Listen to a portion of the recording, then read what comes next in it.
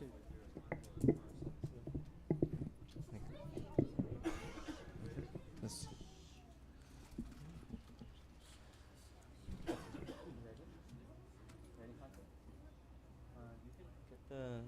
where's the camera?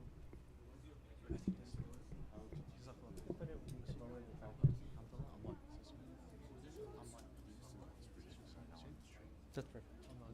But yeah, yeah, yeah, yeah. Okay, but we're probably gonna start. Can we? It'll be an intro until that starts. Okay, yeah. It'll be an intro until that starts. Like I'm gonna start talking into here. Yeah. الحمد لله وكفى وسلام على عباده الذين اصطفى خصوصا على سيد الرسل وخاتم الأنبياء وعلى آله الأزكياء وأصحاب الأتقياء أما بعد. For our returning students, Assalamu alaikum wa rahmatullah. For our non-returning students, Assalamu alaikum wa rahmatullah, and best of luck. For anyone who's attended this class previously, for the last practically 6 months, I want to say, at USF, until we took a hiatus this year for personal reasons. Alhamdulillah, we've gone through the first part of the book, which was the etiquettes regarding almost every facet of a Muslim person's life. The next part of the book is the part that arguably is more important to Imam Ghazali, rahimahullah. When asked about the two parts of Islam, he said, there's refraining from disobedience, and there's fi'lul ta'at, and there's good actions. When asked about which one was more important, arguably, Imam Ghazali said the latter was important. Staying away from sins is what was more important than actually performing actions. Of course, this was a heavily debated topic between scholars, but the necessity of this question to be answered is because of the amount of people that are returning to Islam and converting to Islam. This question wouldn't have even mattered. You could ask, why is this question even relevant? But whether or not, when Muslims first convert to Islam, they have to then debate to themselves, do I start praying 5 times a day and start fasting and start doing all of the things that are necessary for me to say that I'm a Muslim? Or do I start staying away from sins? So these two things are very important. Imam Ghazali says that staying away from sins is more important, and therefore he establishes an entire chapter based upon it. So today, alhamdulillah, I will not be teaching. Normally, I teach this class and Abdul Sami so gracefully reads for us. But instead today, I get to be a student once again to my own teacher, Maulana Anwar Ahmed, who's here with us from Dar es Salaam, Chicago, traveled a long way to get here. And he himself has gone on through this book, studied it with his own teachers, and so we're going to be primarily benefiting from him, inshallah.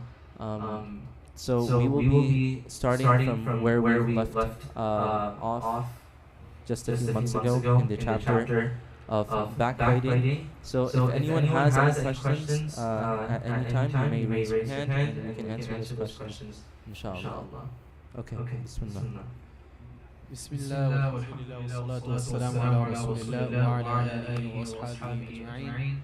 اللهم علمنا ما ينفعنا وانفعنا بما علمتنا وزدنا علما وعملا سبحانك لا علم لنا إلا ما علمتنا سبحانك لا علم لنا إلا ما علمتنا سبحانك لا علم لنا إلا ما علمتنا صلى الله على نبينا محمد وعلى آله وصحبه الكرام.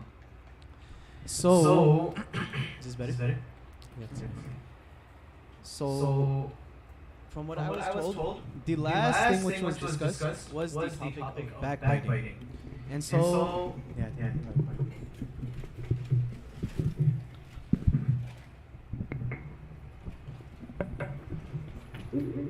as Sheikh Abdullah beautifully explained, the difference between inculcating good actions within our lives and refraining from those actions which Allah Ta'ala has prohibited us against.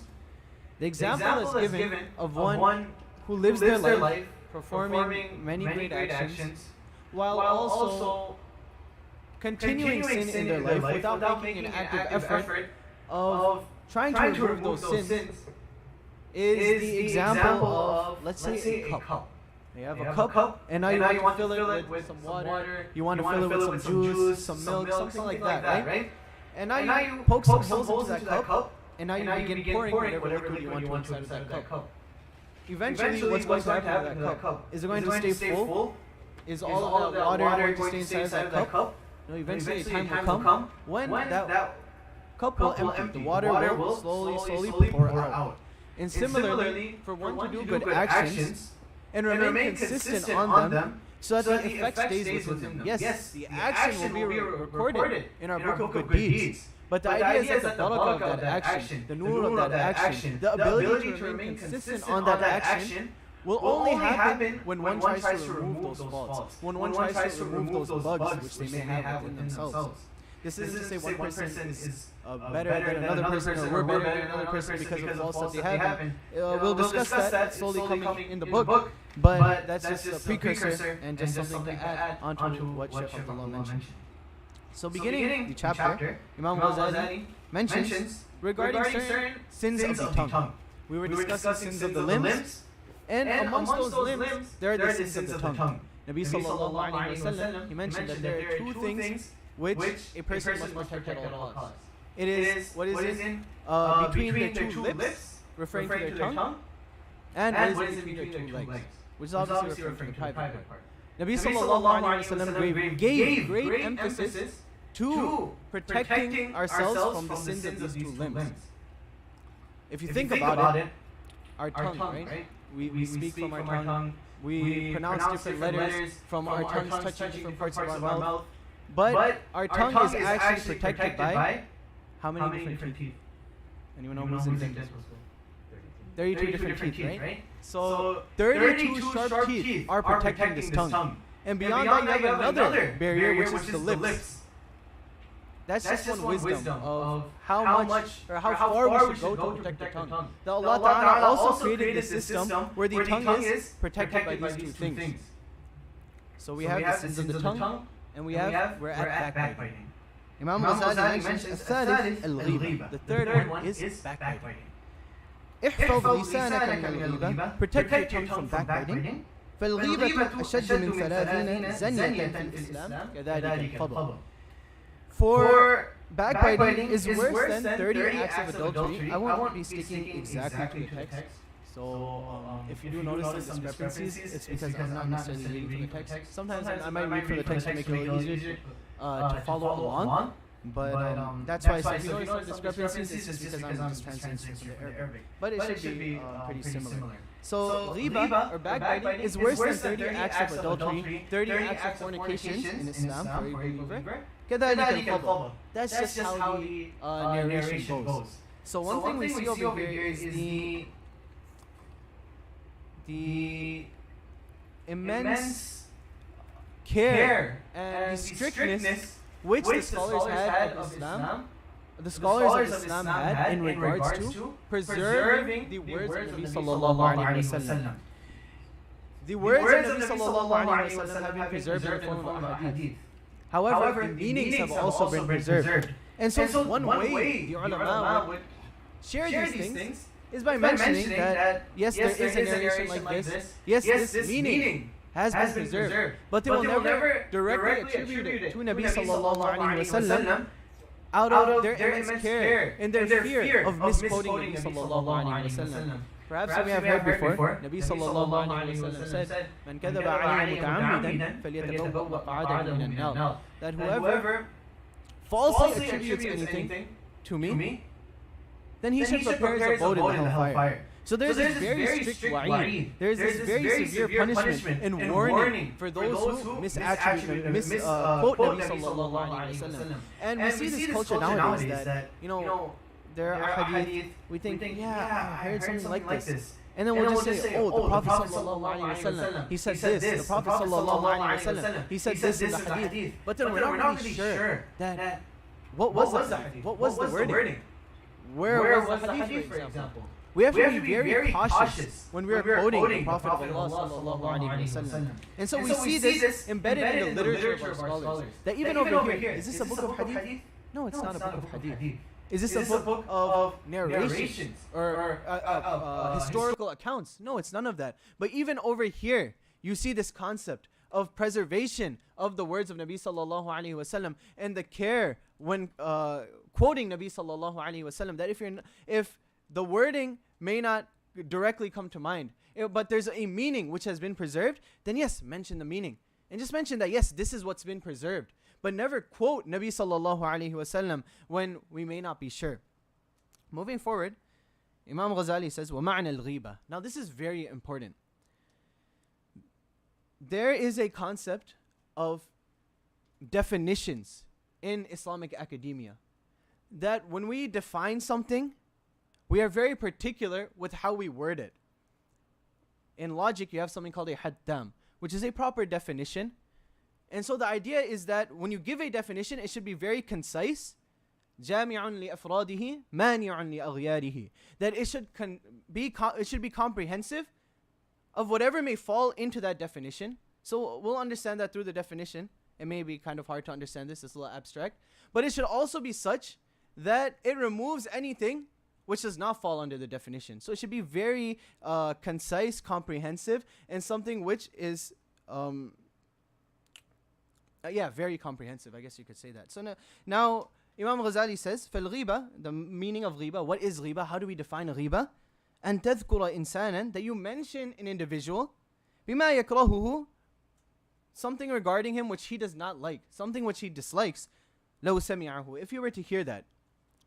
So basically saying something regarding another individual, which if you were to hear that, he wouldn't like that. Oh, this individual, yeah, he doesn't pray his sunnahs. Or this individual, I hardly ever see him at the masjid. Or that individual, I see her, she backbites. Or, I see him, he's always lying. So now, if that individual were to be in front of us, and we were to say that, what would they say? Come on, dog, what you doing, They'd be pretty upset. Why are you saying these things in front of other individuals? Why are you humiliating me? Why are you making fun of me? Why are you making, I have a status. People look up to me a certain way. And now you're completely destroying that. Now you're exposing me in front of everyone. We have this exposing culture, right? That everyone's trying to expose each other. Everyone's making different accounts to expose this individual, expose that individual. You have different blogs to expose this famous individual. You have people making posts on social media that, oh, this individual exposed, right? So that is not what the deen teaches us. The deen teaches us not to backbite regarding certain individuals. Yes, there are certain cases where this may be allowed, and this is coming further in the text. But in a general rule of thumb is that we shouldn't expose other individuals. We shouldn't backbite other individuals or make the talk of the town a certain individual's faults. We have to look into ourselves and see what faults do we have within ourselves, and would we like those things to be exposed in front of other individuals? And so he says that فَأَنْتَ مُغْتَابٌ ظَالِمٌ وَإِن كُنْتَ صَادِقًا, that regardless of if it's true, yes, what you're saying may be true. He may lie, she may cheat, they may backbite together, that's fine. Yes, we're not saying that, you're lying. Backbiting isn't lying. Backbiting is telling the truth, right? Sometimes we think that someone will tell us that, oh, why are you backbiting that individual? And we'll say, oh, it's true. Who's saying that backbiting is lying? No, backbiting, the whole point is that it is true. You are saying something truthful, but you're still being an oppressor onto yourself. You're oppressing yourself by committing the sin, and you're oppressing the other individual by removing their status in the sight of people, by diminishing their status, making them seem very lowly in the eyes of other people. Next, Imam Ghazali says, وَإِيَّاكَ وَغِيبَةُ الْقُرَّاءِ الْمُرَائِينَ, that beware of the kind of backbiting that is committed by reciters who are showing off. Now when we hear that, we don't really understand what that means. Now he explains, وَهُوَ بِأَن تُفْهِمَ الْمَقْصُودَ مِنْكَ مِنْ غَيْرِ تَصْرِيحٍ. This is basically, sometimes, we're speaking about another individual, and then we say, oh, him? Don't even get me started about them. Yeah, I don't even want to start, because I'm going to backbite. But look, Imam Ghazali is saying that is actually backbiting in of itself. Sometimes we think that the loophole to backbiting is that we just say that, don't even get me started with this person. Or, yeah, him, I don't even want to get to that. I don't want to talk about that. Or, may Allah Ta'ala protect us. But even that is a form of backbiting, Imam Ghazali is showing. And that's something which people commonly do. But Imam Ghazali is telling us that refrain from even that small thing that, may Allah protect us. Oh, may Allah forgive us. Astaghfirullah. You know, even that is backbiting. Saying that, I don't even want to speak about them because I'm going to backbite. What are you doing over there? Can anyone tell me why is that backbiting? Even though you're saying I don't want to backbite. Yeah. Exactly. You're insinuating that there is some fault in that individual. So that is the ghiba of al-qurra al-mura'in. That basically the reciters who are showing off. The ulama qurra is also, it can be used as a reciter. So we know a qari, right? This is just the plural of that. But qurra can also be used for an alim, for someone who is knowledgeable, someone who is learned. So it's just basically saying, half-baked scholars, people who haven't really rectified themselves. A term that we use is goofy Sufis, right? That's what we say. So, فتقول أصلحه الله وقد ساءني ما جرى عليه وغمني فأسأل الله أن يصلحنا وإياه. Same thing. May Allah rectify him. You know, that person, yeah, may Allah guide him. You know, that we say that, right? وقد ساءني ما جرى عليه. I'm very sad, and it hurts me what has taken place with him, what he's involved in. It really hurts me. وغمني, I feel the sadness, right? I really feel it. I feel the pain for that individual.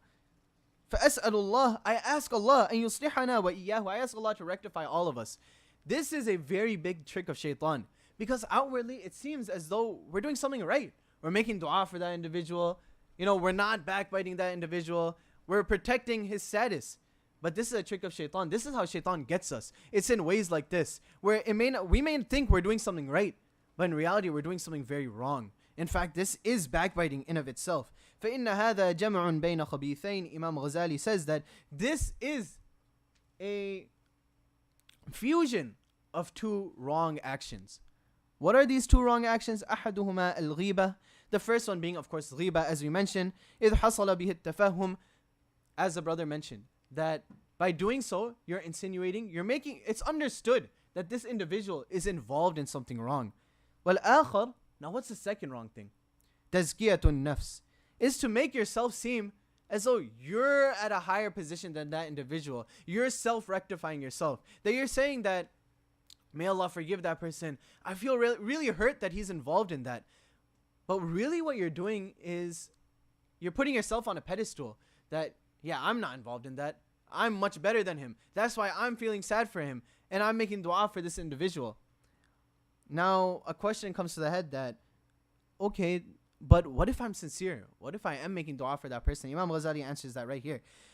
Okay, so he says, وَالثَّنَاءُ عَلَيْهَا بِالتَّحَرُّجِ وَالصَّلَاحِ. You're basically mentioning yourself. You're putting yourself at a pedestal. You're making yourself seem righteous. ولكن إن كان مقصودك من قولك أصلحه الله الدعاء فادع له في السر. Now this is that, what if I am sincere? What if I really want to make dua for this individual? What if, I have care for this individual? I really feel that pain, and I want this person to stop that action. فادع له في السر. And make dua for this person in private. Why do you need to go out and expose this individual? Why do you need to go out and make a laughing stock of this person under the banner of, I'm making dua for him? Or under the banner that, I'm doing it for the greater good. Make dua for that person in secrecy. Oftentimes we see these people who are going out and saying that, I'm doing this for the greater good. I'm doing this so that he'll, if I expose this individual, then he'll stop. If I expose this individual, then people will make dua for them. But then you see these same individuals, are they making dua for this person in private? Our teachers always taught us that you should make dua for the entire ummah before you go to sleep. And the idea is, this same concept is a part of that. If you're making dua for every single believer, if you're making dua for their guidance, then when you see another individual who's involved in some sort of sin, you're going to make dua for that person. That pain of the ummah will only come when you start doing actions like this. When you start making dua for them in private. We always say that, we want to love each other as brothers and sisters. The ummah is like one body. When one individual feels some pain, the entire body feels pain. That will only happen when these traits of the believers enter us. Why are we not at that level that the Sahaba were at? because we don't have these traits. Not to say that, no one's doing these things. Maybe, mashallah, you guys are very pious individuals. But the idea is that once we start doing these actions, then we will feel what the ulama are talking about. What those who speak about these things, they speak about it because it's a reality for them. Because they make dua for the entire ummah. They make dua for all their brothers and sisters.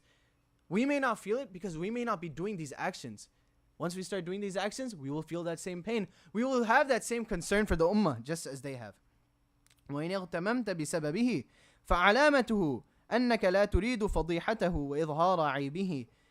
And Imam Ghazali is now saying that, how can you tell if you really feel pain for that individual? How can you tell that you really care for the greater good? The sign of that is that you won't want to expose this person. You won't want to make a laughing stock of this person. You won't want to make them the talk of the town. وَإِظْهَارَ عَيْبِهِ. You don't want to expose his faults. That is not a sign that you care for that individual. That is just shaitan taking us for a ride. That is just the nafs taking control of what we're doing. It's like backseat driving. You think that you're the one driving the car, but really the steering wheel is behind you and your nafs is taking you for a ride. That is what happens when we get involved in these sort of actions. وَفِي إِظْهَارِكَ الْغَمْ بِعَيْبِهِ إِظْهَارٌ لِعَيْبِهِ. That by you expressing that, you feel sad for this individual's faults, in reality, as we mentioned, you're just exposing his faults. وَيَكْفِيكَ زَاجِرًا عَنِ الْغِيبَةِ قَوْلُهُ عَزَّ وَجَلَّ. Now Imam Ghazali is providing some textual evidence of the sin of backbiting. That this should be enough for you. I don't need to mention anything more. What Allah Ta'ala has mentioned should be sufficient for you. Allah Ta'ala said, وَلَا يَغْتَبْ بَعْضُكُمْ بَعْضًا أَيُحِبُّ أَحَدُكُمْ أَن يَأْكُلَ لَحْمَ أَخِيهِ مَيْتًا فَكَرِهْتُمُوهُ. That indeed Allah likens you. Is it? Okay. So, and let not some of you backbite others. Right? وَلَا يَغْتَبْ بَعْضُكُمْ بَعْضًا. You shouldn't backbite each other. أَيُحِبُّ أَحَدُكُمْ. Would you desire? Would you find it? Would you incline towards أن يأكل لحم أخيه ميتا, eating the dead flesh of your brother, eating the dead flesh of another Muslim? فَكَرِهْتُمُوهُ. That you would truly despise that. Now, this is a reality that we cannot see. That backbiting is truly like eating the flesh of another believer. Yeah, we can't see it, but this is something which Allah Ta'ala is telling us. And that's how despicable that sin should be. The reality is that living in the environment that we're living in, we've become very desensitized towards sin. That, if we see some blood on the ground, we see some pus on the ground, we see some urine or whatever on the ground, we'll be disgusted. We'll walk away from there. We'll try to get that cleaned as soon as possible. We won't walk back to that same spot. You enter a bathroom stall, and if it's really dirty, the next time you enter that area, you're not going to walk into that stall. Notice that. Your natural reaction is going to be to walk to a different stall because you just had a bad experience over there. That's how disgusting we find these things. That's how detestable they are. But then, what about when we see sin? What about when certain celebrities and NBA players, when they win the championship, they start popping bottles and they start pouring different types of alcohol and champagne over them? Why don't we feel that same disgust? Do we hate the sinner? No, we don't hate other individuals. Imam Ghazali is teaching us that. But we should have some detest towards sin. We should have some hate towards the sin itself. And similarly, backbiting. We should feel that same disgust. Just as, if someone took a raw piece of flesh and they put it in front of us, we would automatically move our face away from that. Say, get that away from here, right? I'm not trying to see that. Put that on the stove, right? Hopefully it's some, halal meat, it's not human flesh. But, we wouldn't want to be anywhere near that. We would feel disgusted. That's how we should feel when we get the urge to backbite. When we're speaking about something and now the thought comes that, let me mention this about them. Why? Oh, for the greater good. No, that's how we should feel. Just as we wouldn't, put our hand on that piece of flesh. If you see some roadkill, we won't go near that. We wouldn't go and, let me pick it up. Let me inspect it, right? No, we wouldn't do that. Just like that, the thought of backbiting should be so detestable in our heads. So then, فَقَدْ شَبَّهَكَ اللَّهُ بِآكِلِ الْمَيْتَةِ. Allah Ta'ala has resembled you to one who has eaten carrion, eaten dead flesh. فَمَا أَجْدَرَكَ أَن تَحْتَرِزَ مِنْهَا. Then how appropriate it is then for you to be on your guard against such a thing. Same concept, that just as you feel that detest towards these impure things, to these very detestable and disgusting things, you should feel that same detest and that same dislike for sins. Then Imam Ghazali says, وَيَمْنَعُكَ مِنْ غِيبَةِ الْمُسْلِمِينَ أَمْرٌ لَوْ تَفَكَّرْتَ فِيهِ وَهُوَ أَن تَنْظُرَ إِلَى نَفْسِكَ هَلْ فِيكَ عَيْبٌ ظَاهِرٌ أَوْ بَاطِنٌ. Another preventative measure to stop you from backbiting is that take yourself into retrospect, right? Think to yourself, be real with yourself for a second. Do you have any fault? Is there any sin which you are not proud of? Do you have any habits which you don't want to be exposed? وَهَلْ أَنْتَ مُقَارِفٌ مَعْصِيَةً سِرًّا أَوْ جَهْرًا. That are you committing some sort of sin? Do you have some sort of bad habit? Do you have something which you don't want to be exposed to the people? And فَإِنْ عَرَفْتَ ذَلِكَ مِنْ نَفْسِكَ. If you realize that, maybe I do have something that I don't want the people to find. They say everyone has some skeletons in the closet, right? So maybe we might have something which we don't have. I might have some things which I don't want anyone else over here to find out. Perhaps some other individual may have something which they don't want anyone else to find out. It's a secret that they have. Is it something they're proud of? Maybe it's not something they're proud of. Maybe they're trying to remove it from their life. Maybe it's something that they're working hard to get rid of. But they wouldn't want that to be exposed. They wouldn't want that to be exposed in the name of, they'll stop. A person may be trying to remove a bad habit. That doesn't mean that they go around and tell everyone that, hey, you know what, I lie. Or, you know what, I drink alcohol. Or, you know what, I do XYZ drugs. Oh, you know what, I don't pray salah. Right? No one's going to go around and tell other people in the name of, you know what, maybe that will make me stop. Maybe that will get me to start praying. The deen doesn't teach us that. The deen teaches us to keep those things to ourselves. Don't spread evil. By you mentioning faults of another individual, you're spreading evil. Let's say a person has never even had the thought of backbiting. And now you tell this person that, fulan, they all backbite. What's going to happen? If they constantly hear that everyone's backbiting, a time will come where they will backbite too. Although you didn't backbite, or you are backbiting, you're mentioning that they're just backbiting. Now that person becomes desensitized to that, and now, subhanAllah, you've created another backbiter. That's what happens when we expose these sins. When we expose our own faults, sometimes we have this culture of, you're definitely not worse than me. You don't know what I've done. Oh, you don't want to hear what I've done. Don't even get me started with my life story. We shouldn't do that. We really shouldn't do that. Unless it's an environment where, the idea is that you want to tell people maybe a person, I'm not saying anyone has, but they have a really dark past and they overcame that. And your idea is that you want to speak about how you overcame those weaknesses. Then perhaps there may be some scope for that. But in general, a general rule of thumb is don't go around exposing your sins. Whether they're in the past, whether they're in the present, or na'udhu billah, you're planning to do those sins. Don't expose that. So then Imam Ghazali says, فَعْلَمْ إِنْ أَنَّ عَجْزَهُ عَنِ التَّنَزُّهِ عَمَّا نَسَبْتَهُ إِلَيْهِ كَعَجْزِكَ وَعُذْرَهُ كَعُذْرِكَ. That just as this individual may not be capable of removing that sin right now, just as that individual, he's struggling. He's having a hard time removing that sin or that bad habit from his life. When you attribute that to him, and you have something which you are not proud of, think about that. Think about, you're not, it's hard for you to remove that sin from your life. It's hard for you to remove that bad habit. So maybe he's going through the same thing you're going through. Everyone likes to make 100 excuses for themselves. But everyone loves to not leave a single excuse for another individual. But that's not what we should do. We should make 100 excuses for everyone else, but not leave a single excuse for ourselves. But we do the opposite. And Imam Ghazali is teaching us that just like you make excuses for yourself, just like you love to make X, Y, and Z excuse, it's because of this friend, or it's because of, the neighborhood I live in, or the city I live in, or because of the school I go to that I'm involved in these things. Just like you like to make those excuses for yourself, why not make those excuses for the other individual that you may get this inclination to speak about? وَكَمَا تَكْرَهُ أَن تُفْضَحَ وَتُذْكَرَ عُيُوبُكَ فَهُوَ أَيْضًا يَكْرَهُهُ. Just as you wouldn't desire and you wouldn't feel good if you were to be exposed like that. Remember that individual would not like to be exposed also. That individual would not like to be made a laughing stock or the talk of town.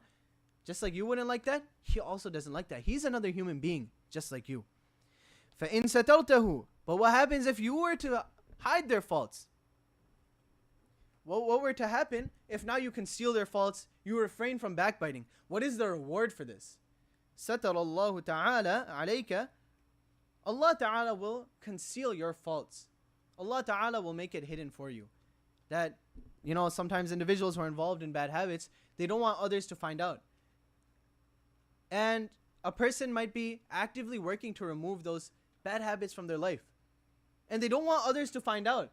Maybe, they just got involved with the wrong crowd in high school, or, they just had some bad incidents, and, now they're involved in certain things, but they don't want others to find out about this.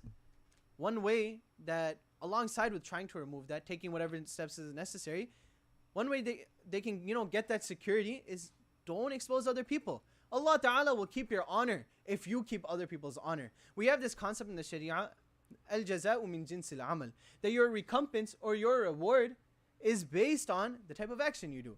For example, in the hadith, Rasulullah sallallahu alaihi wasallam said, "Ar-rahimun yarhamuhum ar-rahman." Those who are merciful towards the creation, Allah Ta'ala, Ar-Rahman, will shower His mercy upon that other individual. Man satara musliman satarahu Allahu yawm al-qiyamah. Whoever conceals the faults of another believer. You may know another individual. It's okay.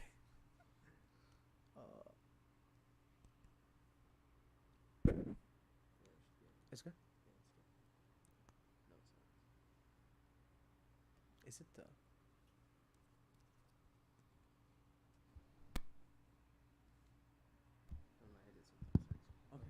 It's working. Okay. So, man satara musliman satarahu Allahu yawm al-qiyamah. Whoever conceals the faults of another believer in this world. We as we pass through life, we may have things we're not proud of. And maybe we've worked hard to conceal them. But now the thought comes that on the day of judgment, I'm going to be exposed in front of everyone. Every single thing will be displayed in front of all of mankind, all of creation, from the inception until the last human being. Rasulullah sallallahu alaihi wasallam told us, "Man satara muslim." If you conceal the faults of other believers, Allah Ta'ala will conceal your faults on the day of judgment. Allah Ta'ala will not disgrace you on the day of judgment. One easy habit we can inculcate in our lives is to just not speak ill of others. I've even seen this, that once the topic of another individual comes, whether it's good, whether it's bad, some of my teachers they refrain from that conversation. They leave the conversation. Why? Because yes, you may start off talking about something good, but eventually it may lead to something bad. So to put that preventative barrier between them and backbiting, they just don't even talk about another individual. Everything they talk about is very general. They'll just talk about abstract concepts. They'll talk about whatever they're teaching. They'll talk about, maybe if they like playing sports, they'll talk about that. If they like cars, whatever they're interested in. But once the topic becomes a certain individual, they stop. They leave that conversation. Next, Imam Ghazali says, وَإِن فَضَحْتَهُ. But what happens if you do expose this individual? What will happen if you do make them the talk of town? سَلَّطَ اللَّهُ عَلَيْكَ أَلْسِنَةً حِدَادًا يُمَزِّقُونَ عِرْضَكَ فِي الدُّنْيَا ثُمَّ يَفْضَحُكَ اللَّهُ تَعَالَى فِي الْآخِرَةِ عَلَى رُؤُوسِ الْمَلَأِ. Allah Ta'ala will dispatch very harsh tongues upon you. What does that mean? People will start speaking ill of you. People will not enjoy your company. Allah Ta'ala will make the system such that people won't enjoy your company anymore. People will start to refrain from you. People will speak harshly against you. يُمَزِّقُونَ عِرْضَكَ فِي الدُّنْيَا. They will tear your honor apart in this world. Your honor, your fame, whatever status you have will be torn to shreds. That's what Imam Ghazali is telling us. If you make your life goal to expose other individuals, Allah Ta'ala will make it such that now your honor will be gone. Then Allah Ta'ala will also disgrace you on the day of judgment in front of all of creation. So look, if you were to conceal the faults of another believer, Allah Ta'ala will conceal your faults. But now if you make your life goal, you make your mission to expose every single individual, every and any person you find, you will try to find some dirt on them. Then Allah Ta'ala will expose whatever dirt you may have. Not only in this world, but also in the akhirah. وإن نظرت إلى ظاهرك وباطنك فلم تطلع فيهما على عيب ونقص في دين أو دنيا. So this is a very important concept, that shaitan likes to trick us. And you might find another individual backbiting, and you'll tell them, oh brother, oh sister, don't backbite. You may have some faults within yourself. And they'll say, no. I don't have anything wrong with me. I don't have any faults that I need to conceal from other individuals. So that's why I'm in the clear. I have the green light to say these things, because I don't have any fault within myself. As we mentioned, Allah Ta'ala does not mention in the Quran, He doesn't mention that, do you have any fault? Straight from the get-go, do not backbite. No one should backbite. No one has any excuse to backbite. But now if someone does say this, and someone really thinks that, you know what, I don't have any fault within myself, so I should be good to go. فَاعْلَمْ أَنَّ جَهْلَكَ بِعُيُوبِ نَفْسِكَ أَقْبَحُ أَنْوَاعِ الْحَمَاقَةِ وَلَا عَيْبَ أَعْظَمُ مِنَ الْحُمْقِ. Then know that your ignorance of your faults is the most sinister and the ugliest form of stupidity. To really think that you're free from faults is you're taking yourself for a ride. Shaitan has really taken over you to make you think that, you have no faults. فَلَا تُزَكُّوا أَنفُسَكُمْ. Allah Ta'ala says that don't put yourself on a pedestal. Do not call yourself righteous. Know that maybe an individual might have some fault or have no faults. But just as Allah Ta'ala has kept them pure, Allah Ta'ala can also allow them to be misled. أَفَرَأَيْتَ مَنِ اتَّخَذَ إِلَهَهُ هَوَاهُ. Do you not see the one who has made his God his desires? وَأَضَلَّهُ اللَّهُ عَلَىٰ عِلْمٍ. Allah Ta'ala had allowed him to become misled despite him having knowledge. So at one point, he did have knowledge. At one point, this individual may have been very pure. But because they might get involved in something, Allah Ta'ala allows them to walk on the path of destruction. And they will be misled. So don't think that, I'm free from faults. Maybe you are. Just that idea of being free, thinking that yourself of being free from faults is a fault in of itself. So congratulations. You thought you had 0, you have 1 now. And you may have a whole bunch more that you may not detect within yourself. That is why the ulama say that your path towards righteousness is not a path which is tread by yourself. You need someone to hold your hand. You need a murabbi. You need a sheikh. You need a scholar who can tell you what faults you have within yourself. Because it's very easy for shaitan to mislead you and make you think that you have no faults. But the reality is that the only person who will be able to tell your faults is a third person, another individual. And shaitan will make it such that if someone mentions something, automatically your kibr, your arrogance will make you deny that. You need to find someone who you have trust in their knowledge, in their piety, and their ability to lead you on this path towards Allah Ta'ala. And once you have that trust, then anything they tell you have this fault, okay, that's fine, I have this fault, I need to work on it. How can I work on it? And you listen to their advice and you take their advices. The path towards Allah Ta'ala is not an easy path, but it's a path where if we take the few steps, Allah Ta'ala will take us to our destination. علينا البداية وعليه الإتمام. As one of the scholars beautifully mentioned, that our job is just to take the first few steps and Allah Ta'ala will guide us to the end. So yeah, I think this is a good place to stop. Inshallah. Are there any questions? Yeah. So obviously, not saying I want to do this, but does the sin of backbiting only get only for Muslims, or is it for anyone? That's actually a very detailed discussion of what is obligatory upon. Can you repeat the question? Oh, sorry. Yeah. So the question is that, is backbiting a sin just for Muslims, or does that sin fall upon non-Muslims? So the answer to that is that this is actually something which is discussed in great detail. That what is required of non-Muslims? What is on their dhimma? What is their responsibility? So are they going to be questioned regarding every single injunction of the believers? Or is the only thing which they are required to do is accept Islam? So that is something disputed. Some scholars say that the immediate responsibility which they have is to accept Islam. And their only command from Allah Ta'ala is to accept Islam. After that, then the junctions of Islam fall upon them. And other scholars say that no, every single thing they will be questioned about. This is something which we cannot say for sure because Allah Ta'ala knows best. It's only something we can speculate and it's up for discussion and we'll only find out on the Day of Judgment. But yeah, at least for ourselves, then we should make sure that we refrain from all these things. And for example, backbiting, right? A sin is to backbite. Another sin is to stay in the company of those who backbite.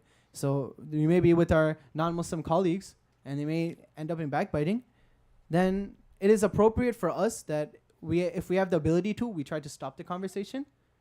Or if not, then we politely excuse ourselves. Not that, we start a fight. The next chapter is regarding argumentation and disputes. So that will be discussed, but we don't try to make a scene over there.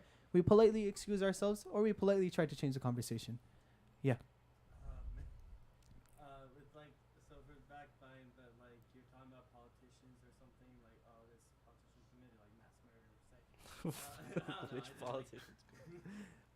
Okay, so the question is... government leaders or something, you're talking about something worldly, Yeah. Yeah, if you understand. I got your question. So the question is that what about discussions regarding politics and maybe if the center of discussion is a certain politician, maybe they've committed mass murder, maybe they're oppressing Muslims throughout the world. So what about that? Even then we should not take names. What we can say is make dua for the Muslims who are suffering in such and such area. But don't say that, that this individual, may Allah curse him, may Allah Ta'ala send him to the hellfire because he's doing X, Y, and Z things. We should make dua for the believers. Make dua that Allah Ta'ala liberates those believers. For example, in certain areas, for example, China, right? Just one that comes to mind. There are many different areas where Muslims are being oppressed. We don't make dua against the oppressors, but we make dua for the believers. There is a concept of qunut nazila in the Sharia in which Nabi sallallahu alaihi wasallam made dua against certain individuals. Is good? Maybe I can just do this. Yeah. There you go. You can hold it if you want. Yeah, I think I'll just hold it. Okay, so there are certain incidents where Nabi sallallahu alaihi wasallam he made dua against certain individuals. For example, in the incident of Muta. For those who might know, Muta was an incident, or not Muta, Biri Ma'una. Biri Ma'una was an incident where 70 ulama were killed of the believers at that time, 70 qurra. And so Nabi sallallahu alaihi wasallam made dua against certain individuals. But when it comes to discussions, we should refrain from backbiting other individuals. We don't want to soil our deen. But we make dua for the believers who are being oppressed, that Allah Ta'ala alleviates their difficulties. Allah Ta'ala makes it easier for them. Say Ameen. To say dua we should constantly make. May Allah Ta'ala protect the Muslims throughout the world. May Allah Ta'ala remove whatever oppression is taking place on the believers. Ameen. Someone asked, is it okay to backbite if there's someone goes through a divorce and then they want to therapy, they want to alleviate the stress that they have. Okay, so the question is that let's say someone goes through a very traumatic experience with another individual, and now for therapy they might want to vent out what took place regarding whatever the experience was. The example that was given was divorce. May Allah Ta'ala protect us from that. It's a situation that none of us want to be in. The Sharia gives us an avenue to vent. What is that avenue to vent? Is in front of Allah Ta'ala. When we cry in the middle of the night and make dua to Allah Ta'ala, that is an automatic therapy session. Your therapist can be Allah Ta'ala by just every night crying your worries out to Allah Ta'ala, asking Him for help. That is a form of therapy. Should we go out and now backbite other individuals? No, even then we still shouldn't, expose other individuals. Am I saying therapy isn't needed? In some cases, maybe it is needed, right? But we should still try to refrain from exposing other individuals or backbiting individuals. If we really have something that, we really need to let out in front of Allah Ta'ala. Yaqub alayhi salam, He is the one who taught us this, right? إِنَّمَا أَشْكُو بَثِّي وَحُزْنِي إِلَى اللَّهِ. In the Quran, we see a prophet venting to Allah Ta'ala. I leave my worry. I'm only complaining what my worries are. وَحُزْنِي, in my sadness and my grievances over Yusuf alayhi salam to Allah, ilallah, to Allah Ta'ala. So that would be my answer to that question, if that helps. That if you really feel the need to vent, raise your hands, pray two rak'ahs, raise your hands in front of Allah Ta'ala and make dua to Allah Ta'ala. Relay your concerns to Allah Ta'ala. Build that connection with Allah Ta'ala. Oftentimes, we don't feel that connection with Allah Ta'ala. Why is that? It's because we don't do these certain actions. These actions are very important and fundamental for strengthening our connection with Allah Ta'ala and enhancing our relationship with our Creator Azza wa Jal. Yeah. So should you seek the forgiveness of the person that you backbite? Okay, so very important question. Let's say we may have backbited someone in the past. Should we seek their forgiveness? 100%. We should go to them and seek their forgiveness. That, you know what, sometime in the past. You don't need to say that, at 12:32 on May 4th, I backbited you and I said this, that, and that. No, you don't need to do that. You can just say that I may have said some things in an environment sometime in the past that you may have disliked if you been there. I want to sincerely seek your forgiveness. Something like that. You don't need to say that, I was backbiting you for the past 6 months, man. My bad. You don't want to say that. But you just seek forgiveness in a polite manner, a very formal manner, so they don't feel bad either. Now, another scenario is, what if you can't seek forgiveness from that individual? What if, na'udhu billah, may Allah Ta'ala protect us from being in this situation, but you may have backbit a certain individual and now they passed away, so you can't seek their forgiveness. Nabi sallallahu alayhi wa sallam taught us a dua for that. You make a dua that Allah Ta'ala grants them so much on the Day of Judgment that they would rather take that than take retribution for you backbiting them on the Day of Judgment. And of course, we seek forgiveness for all the sins. There are certain sins which we are required to seek forgiveness for another individual. For example, backbiting is one. But that doesn't remove the fact that we have to seek forgiveness from Allah Ta'ala also. So, does that answer your question? So should we seek the forgiveness of the person and then Allah, or how does it work? Whatever you can do more, whatever is more immediate to you. If you want to seek forgiveness from Allah Ta'ala first, if you're still in the, if you see that person, you remember that, I backbit this individual, then seek forgiveness from them and seek forgiveness from Allah Ta'ala. But let's say you remember, and now let's say you're at home and you have no way of contacting them, then just put the janamaz down, raise your hands, make dua, seek forgiveness from Allah Ta'ala. Yeah. You get a reward for protecting someone's honor, but how far can you go to protect them? Like, should you lie if someone is pressuring you to tell you? Good question. Okay, so you get reward for protecting someone's honor. What's the question? That's the question. Okay, so you get reward for protecting someone's honor, but how far can you go with that, right? Okay, it's okay. What is it? You didn't do mutala. So, you get reward for protecting someone's honor, but how far can you go? Should you lie to protect someone's honor? No, you shouldn't do that. If someone is, really pressing you and say, does this person do this? Or does this person really go to the masjid? Or does this person, do they really tell the truth? Or, are they involved in this thing? Then how should you go about it? You say that we shouldn't speak about other individuals. Are you insinuating anything?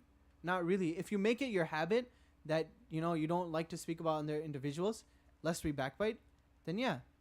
Another thing is that you can just say that that's none of our business to know whether this individual does that.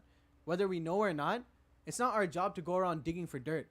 Let's look at what faults we may have within ourselves. Just as Imam Ghazali mentioned, that don't go around digging for dirt. Remember, you have your own dirt that you have to worry about. You have your own heart which you have to worry about cleaning. So don't worry about anyone else. That's how you should probably go about it when it comes to that. There are certain occasions where backbiting is allowed. For example, a partnership, right? Someone wants to do business with another individual, or someone wants to get married. So that's a very big thing, right? Someone comes up to you and says, I'm thinking about sending a proposal to Fulan, or, getting married to Fulana. And do you know anything about them? Anything I should be worried about? So there's a concept in the Sharia الضرورات تبيح المحظورات. That when there's a need, certain impermissible things can become permissible. However, الضرورة تتقدر بقدر الضرورة. That you only limit yourself to what's needed. For example, a person is about to starve to death, right? They're in the middle of nowhere, there is no food around them, and somehow they find, some pork over there, right? Something which isn't allowed. It's never allowed. But over there, because they're about to die, the preservation of life is very important in the Sharia. So they're allowed to eat that, but that doesn't mean that now they have a whole 3-course meal with that. They only eat as much as necessary to keep them alive. That's it. You're not allowed to eat anything more than that. Similarly over here, backbiting is not allowed. But in these cases, it is allowed, and it's only allowed for a very minimal amount. So it's not that, I'm thinking about getting married to such and such individual. Do you know anything about them? And then you say, here are the top 10 reasons why you shouldn't marry this person. No, you don't do that. You just say, okay, you know what? Maybe there's something that they have some habits that I know of that I don't think would be suitable for you, or I don't think there would be compatibility over here. You don't need to go on and say, oh, it's just the right occasion. I actually wrote this book and all about this individual. No, you don't need to do that, right? So just the amount that's necessary, that, you know what, they have some habits that I don't think would match with your personality, or I don't think it would work out.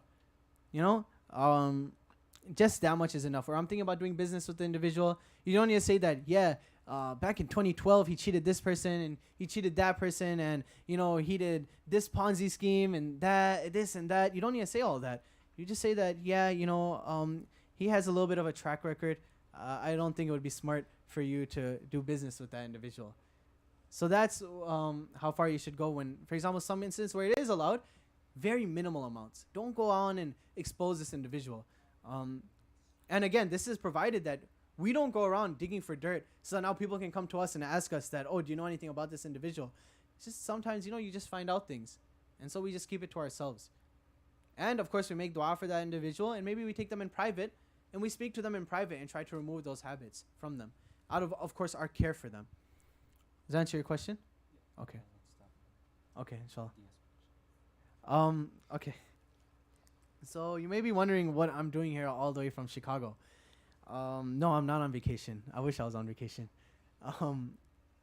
So, I'll just share a hadith. Once Nabi sallallahu alayhi wasallam was sitting with his companions, radiallahu anhum ajma'in. Do you want to put this on top? And do you want to take your pencil?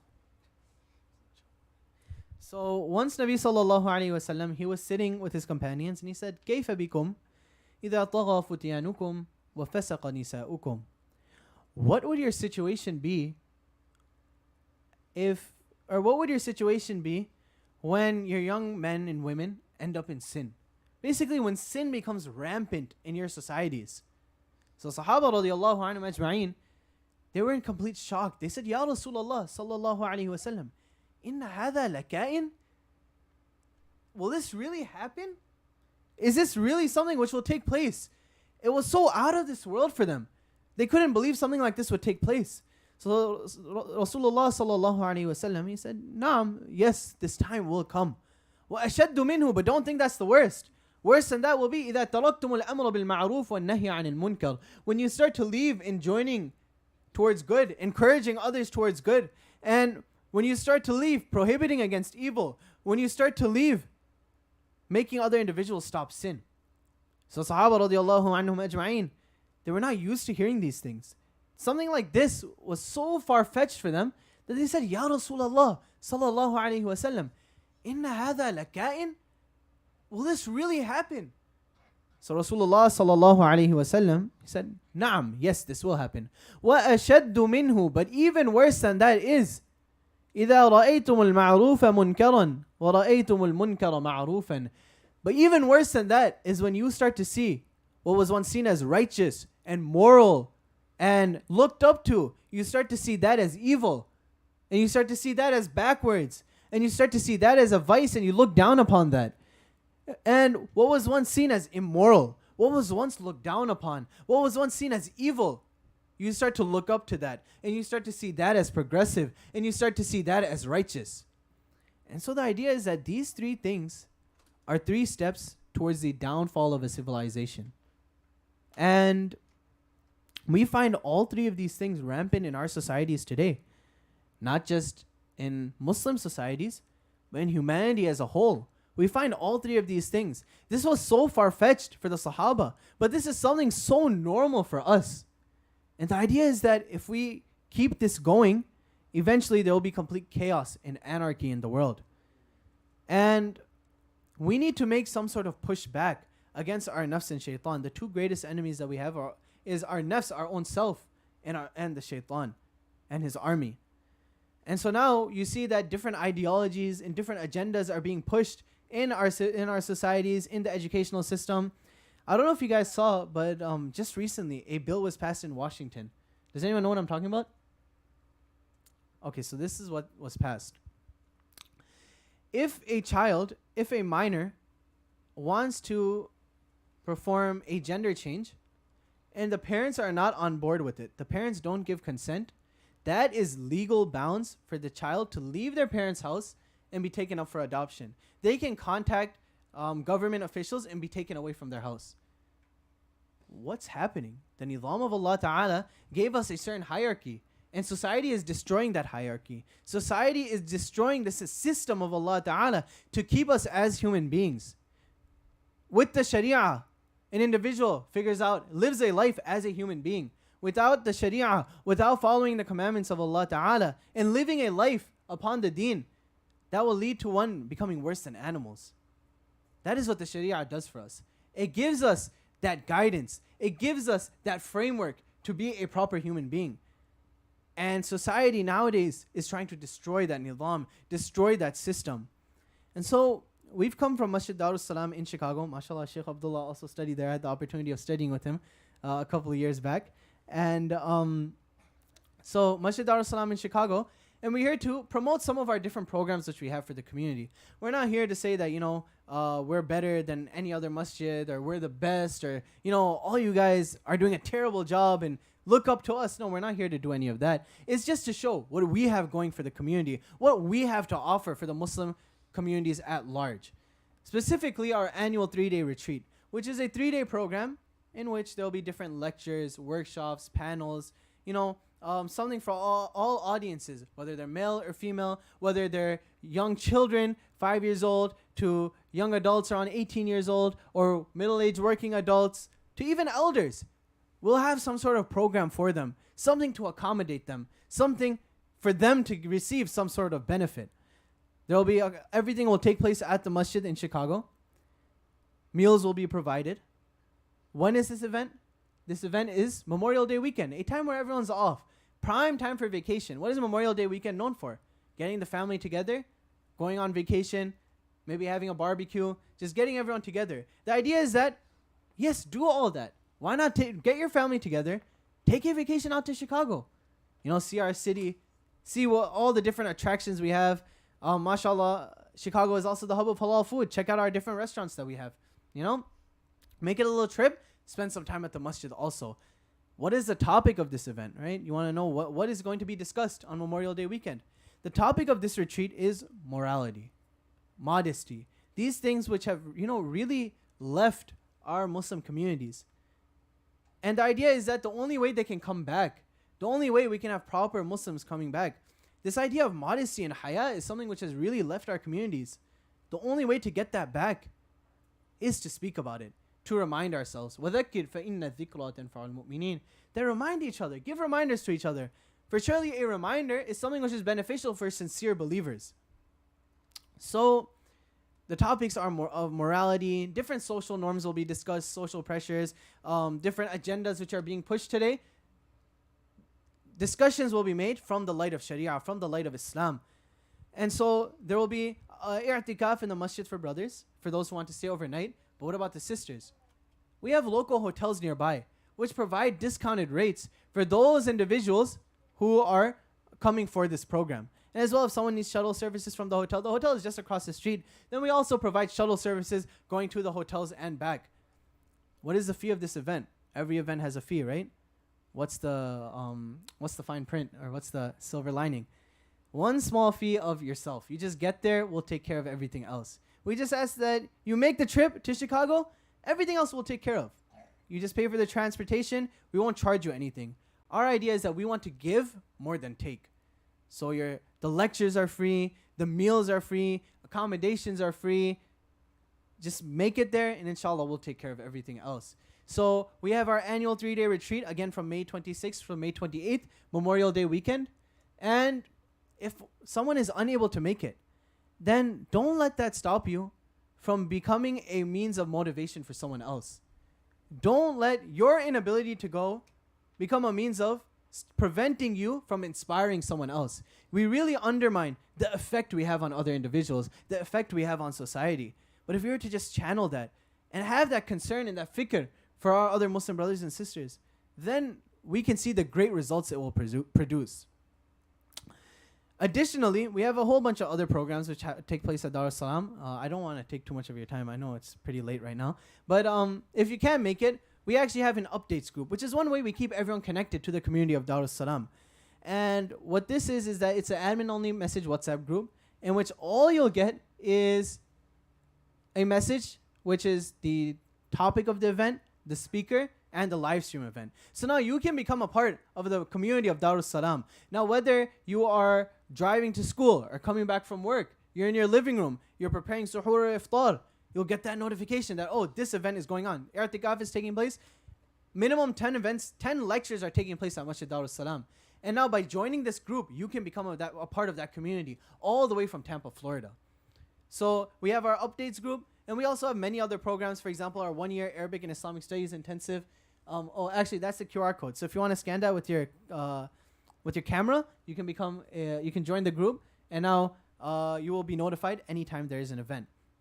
We have many other programs. For example, our 1-year Arabic and Islamic Studies intensive. Alhamdulillah, Sheikh is a graduate of that, and that is basically a 1-year course in which you learn, the absolute essentials which we need to survive in this country. Living in a Muslim country, you wouldn't have objections placed against your faith. You wouldn't have people asking you about salah and why we do certain actions, or why don't we believe in all religions? Why don't we just say that there's an external force and that's it? Or certain liberal ideologies, why don't we agree with them? Or why does your Sharia say this? Why is this ayah like this in the Quran and that ayah is like that in the Quran? And if we don't have an answer to those things, if we are not grounded in our religion, then what they'll say obviously is going to make sense. Why does it make sense? Because we don't know our own religion.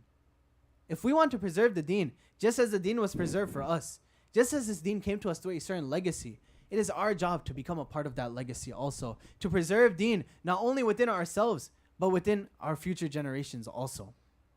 So we have a whole bunch of other programs. I'm not here to take any more time.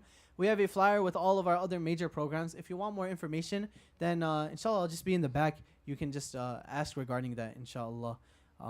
May Allah Ta'ala accept our Ramadan. May Allah Ta'ala allow us to inculcate all the good which was said. And may Allah Ta'ala protect us from backbiting. May Allah Ta'ala protect us from slandering other individuals. May Allah Ta'ala allow us to become means of guidance for other individuals. Make us lanterns of guidance. May Allah Ta'ala protect us from ever backbiting. May Allah Ta'ala forgive us for any times we may have ended up in ghibah. May Allah Ta'ala prevent us from ever ending up in ghibah again. And may Allah Ta'ala allow those who we may have backbit to forgive us. Oh Allah, put it in their hearts to forgive us.